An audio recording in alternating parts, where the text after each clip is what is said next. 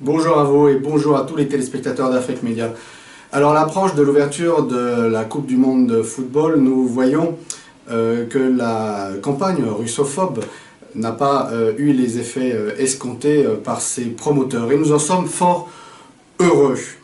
Mais il nous faut tout de même avertir d'un danger qui pointe, d'un danger majeur de perturbation possible de cette Coupe du Monde de football, et cela vient de la junte pro-OTAN de Kiev.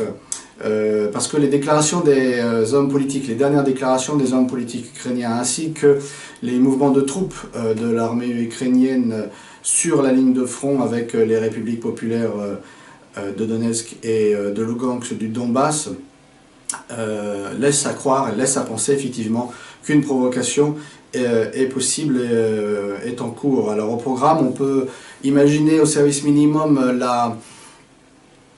le bombardement de Donetsk et principalement cette ville, et aussi dans le service maximum évidemment une offensive massive des forces ukrainiennes contre le Donbass antifasciste et pro-russe.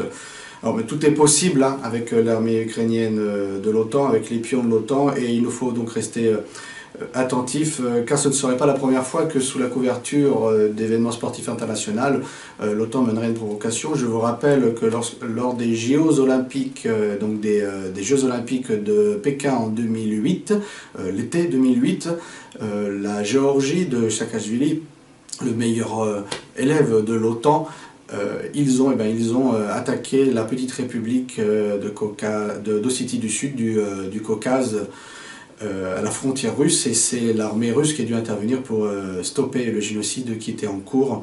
Donc il faut rester vigilant. Mais quoi qu'il en soit, la Russie accueillera donc bien les équipes du monde entier dans moins d'une semaine. La Russie est prête à 100% selon même donc, la FIFA, les hôtels, les transports, la sécurité, les 12 stades où auront lieu les matchs de football. Tout est à la chaud, ce qui veut dire bon en russe, pour que la fête commence. Et pour la première fois, il y aura d'ailleurs un système de caméras mis en place et pour permettre à l'arbitrage de prendre des mesures immédiates si tant est qu'il le faut dans le cadre donc des matchs qui seront disputés. Et là encore la Russie met à disposition la pointe de la technologie pour une compétition sportive internationale. Notons également que la Coupe du Monde de football sera la première fois de son histoire, se déroulera la première fois de son histoire dans ce que l'on peut appeler l'Europe de l'Est, dans le cas précis donc la Russie. Et les matchs auront lieu donc dans les villes suivantes: Kaliningrad, Saint-Pétersbourg, Moscou, Nijni Novgorod, Saransk, Kazan, Samara, Ekaterinbourg, Volgograd, Rostov-sur-le-Don et Sochi. Alors après les Jeux Olympiques d'hiver de Sochi 2014, voilà que la Russie organise la Coupe du Monde de football 2018. C'est la Russie qui gagne, c'est la Russie qui mise sur le sport comme lien de notre humanité. C'est la Russie fraternelle.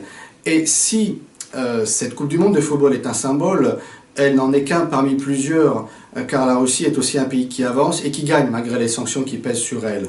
Et quoi de plus symbolique que la construction du pont de Crimée dont je vous ai déjà parlé ici et qui permet enfin de relier les terres russes du Sud par un pont. La soi-disant communauté internationale peut aboyer, la caravane, le train russe passe et passe vite. Rappelons que le pont de Crimée, ce sont des dizaines de millions de tonnes de béton, d'acier, de différents matériaux. Ce sont plus de 10 000 ouvriers spécialistes et ingénieurs pour 19 km de long qui se franchit donc à peu près en 20 minutes en voiture. Un des plus grands ouvrages civils du monde moderne, en tout cas pour l'Europe. Alors bien sûr, la Russie a encore du chemin à faire pour renforcer son économie, pour la diversifier, mais avec une direction politique ayant des objectifs bien clairs, qui entre dans le cadre donc, de la politique de redressement national et l'enthousiasme du peuple russe qu'il puise dans son patriotisme retrouvé. La Russie réémerge au niveau national, au niveau régional et au niveau international. Et si l'intervention de la Russie, l'intervention armée de la Russie en Syrie dans le cadre de la guerre contre le terrorisme est aujourd'hui une victoire, la Russie n'est pas que cette puissance militaire qui sait pourtant relever les défis et les gagner. la Russie est aussi ce peuple pacifique qui, s'il ne tend pas l'autre joue, n'a jamais jeté la première pierre. Alors cette Coupe du Monde du football va être l'occasion de révéler cette autre face de la Russie et de ses peuples. Un pays de football, un pays de fête, un pays pacifique.